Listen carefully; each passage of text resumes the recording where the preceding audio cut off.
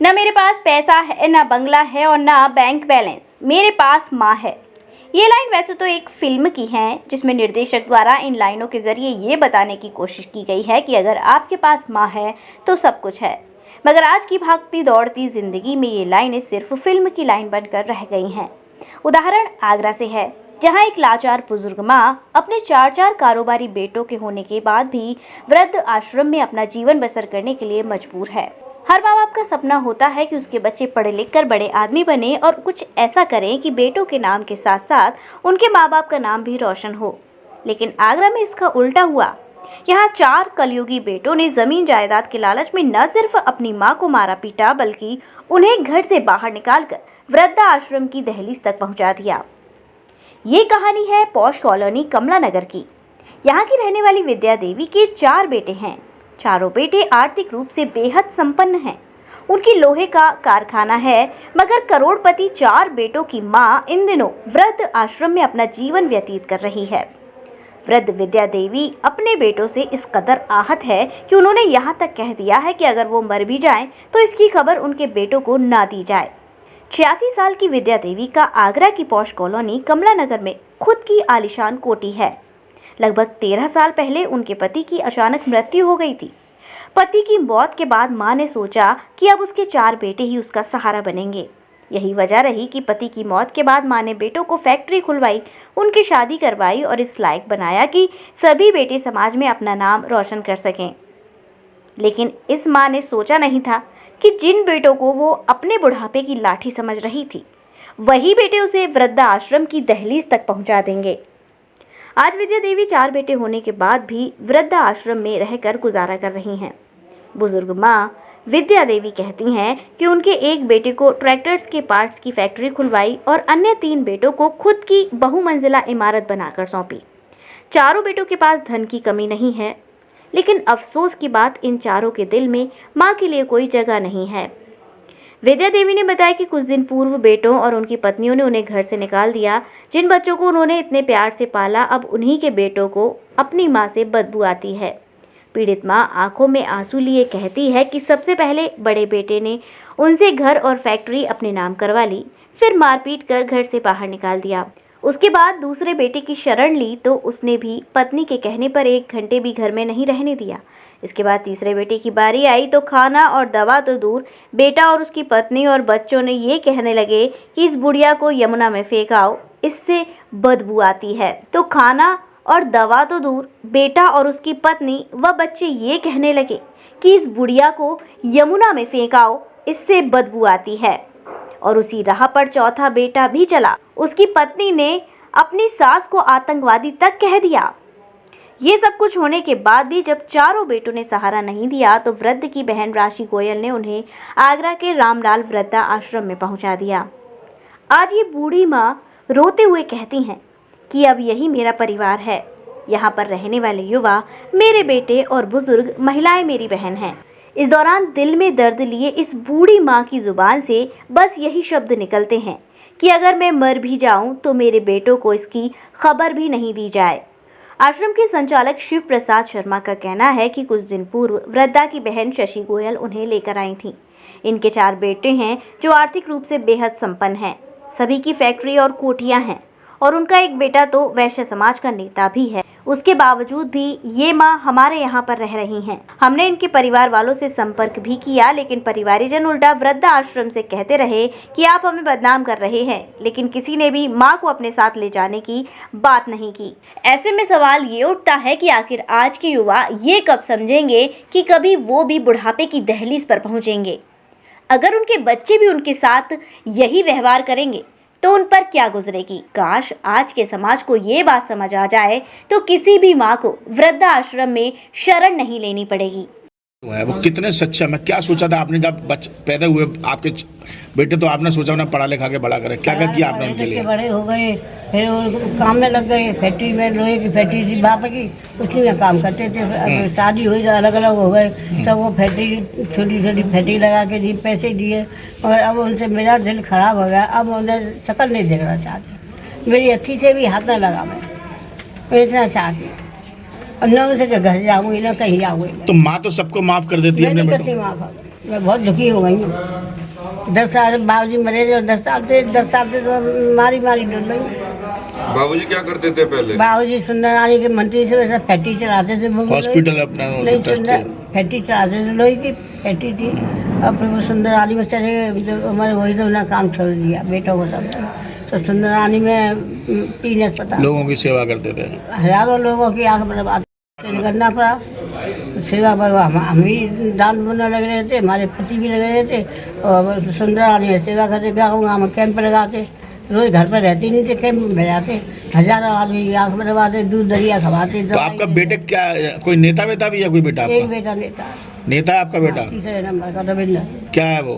अग्रवाल साहब सेवा सदन का मगर, और वैसे भी नेता है। और बाबूजी हमारे मुलायम सिंह के राजनारायण के गहरे दोस्त थे, हमारे घर पे आते थे लोग। अब हमारा कुछ नहीं है, सब खत्म हो गया। अपने आश्रम में आराम से रह रहे हैं, ये बेटा हमें संभाल तो रहे अब हैं। बेटा, बहू, पोती कोई नहीं चाहता कि आप घर पे कोई आओ? नहीं चाहता, पूरे परिवार में एक हो गए हैं, कोई नहीं चाहता। तो कोई नहीं चाहता तो है। कमी क्या है आखिर? वो ऐसा क्या हुआ कि आप में कमी है क्या? कोई है कि मुँह में इसलिए कमी है कि बड़े बेटा ने बेईमानी कर ली थी कोठी की। कोठी मेरे नाम थी, तो उन्होंने 1 करोड़ की कोठी 50 लाख बेच ली और सब पैसा लेके चाहेगा, मुझे घर से निकाल दिया। 4 चांटे मारे मुझ में, और रात को 9 बजे घर से निकाल दिया। भगेरे आते जमुना में कूद दिया, चाहे कहीं जाए हमारे घर से जाइए, मैं निकल के चली आई। किसने मारा आपको चांटे? बड़े बेटा ने, अरविंद ने। तब आपको मारा, हाँ, उसके निकाल दिया घर से? निकाल दिया। फिर उसके बाद?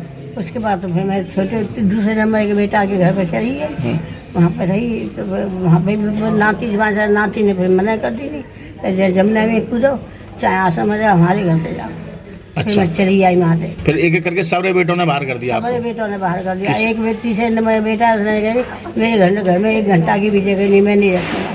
मेरा हाथ टूट गया, ये हाथ टूटा पड़ा है पूरा ये, और ऐसे इलाज नहीं कराया, ऐसे हाथ से में कुछ होता नहीं है। भैया जी की लड़की लगा दी, वही कपड़ा हुआ, वही बस हमारे मुँह पर कुछ नहीं होता। अच्छा 2 मेरी कोठी है, अच्छा फैक्ट्री है लोहे की। अच्छा। हाँ, सब परिवार सामर्थ्य, बहुत पैसे वाले हैं। हम्म। और मैंने कभी 1 पैसा नहीं मांगा, न वो देते थे। दवाई अपने पास में मंगाती थी, न कपड़ा देते न दवाई देते, रोटी खाती थी। कितने बेटे हैं आपके? 4 तो 4 बेटों के होते हुए भी दवाई आपको मंगानी पड़ती मैं थी? मंगाती। अब क्यों? नहीं लाते, क्यों? नहीं लाते थे। बड़ा लाता था, बड़ा मकान बेच के चला गया, फैक्ट्री बेच गया, जब से उन्हें घर से निकाल दिया। 10 साल में मारी डर रही। तो पूरी कहानी बताओ अम्मा, आपके पति की जब मौत कब हुई थी और उसके बाद क्या हुआ? मेरे सन 92 में 13 साल हुए, 14 में लग गई। अच्छा, हाँ, फिर उसके बाद? उसके बाद तो फिर मैं उसी बेटे के संग रहती। उसे फिर दूसरी शादी कर ली। हम्म, तो एक लड़का लाई 20 साल का, एक लाई 21 साल का, 2 लड़का लाई थी। मैंने मना करी थी कि शादी मत करे, कोई बेसहारा दे आना, सेवा करेगी। तो बोले कि मेरी नीचे सोएगी तू, तो मैं शादी नहीं करूँ, मैं तेरे आगे से पहले फिर नहीं मैं बोली। तो आपके लड़के और बहू आपको कैसे प्रताड़ित करते थे? क्या कहते थे? रखते नहीं थे कोई भी। किसी के घर जाती मैं, मेरे पति, तो आधा घंटा बैठते थे, उठ के चले जाते, चाय तक ही नहीं। आपके बच्चे आपको चाय तक की नहीं पूछते थे?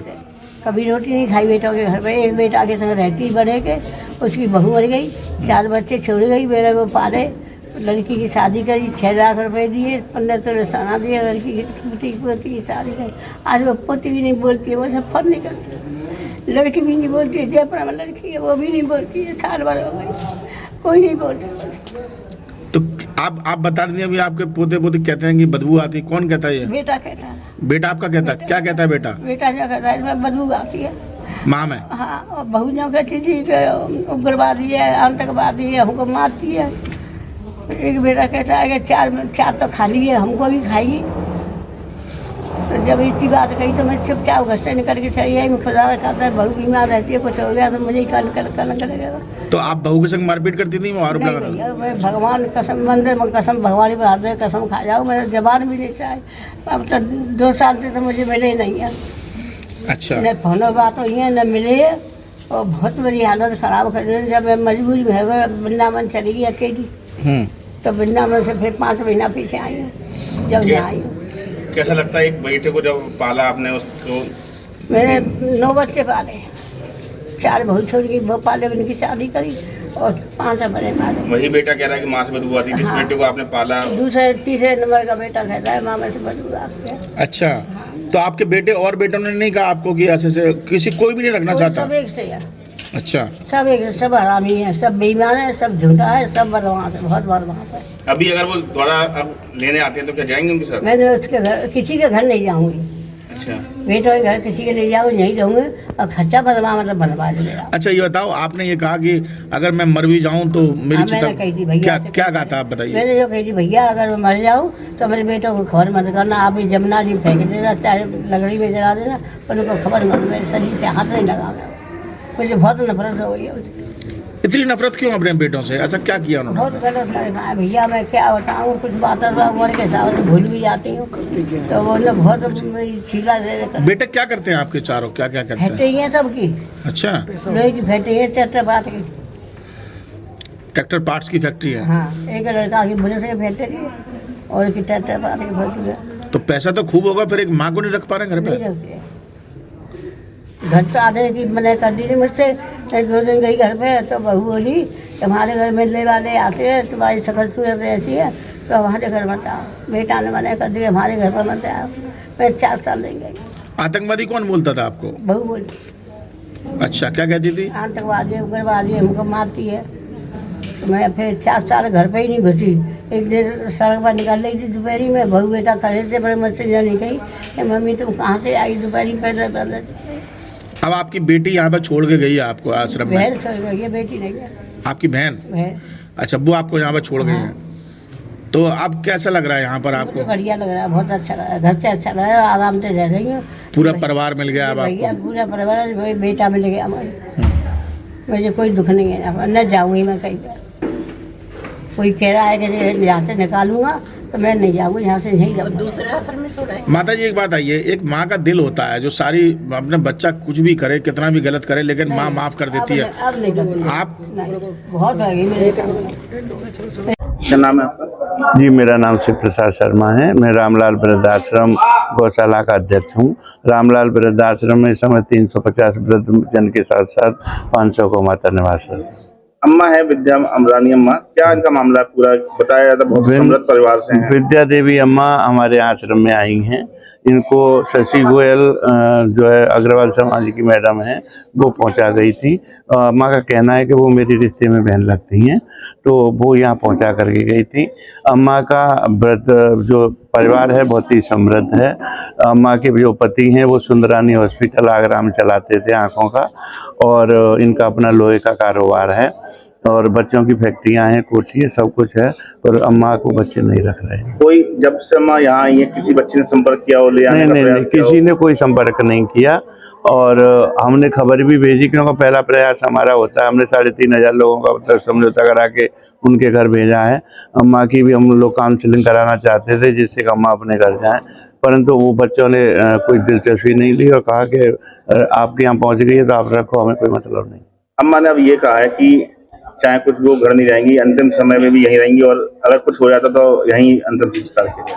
नहीं, देखिए, हमारा कानूनी जो राइट बनता है कि हम जैसे अम्मा को एक दिन अगर मृत्यु तो सबकी निश्चित है, और मृत्यु हो जाएगी तो हम उनके घर वालों को सूचना जरूर देंगे, क्योंकि ये हमारा कानूनी पहलू है। और अगर वो दाह संस्कार नहीं करते हैं तो फिर पुलिस की में एप्लीकेशन दे करके पुलिस की मौजूदगी में अम्मा का दाह संस्कार कराया जाएगा, अगर अम्मा का परिवारजन कोई नहीं आया तो।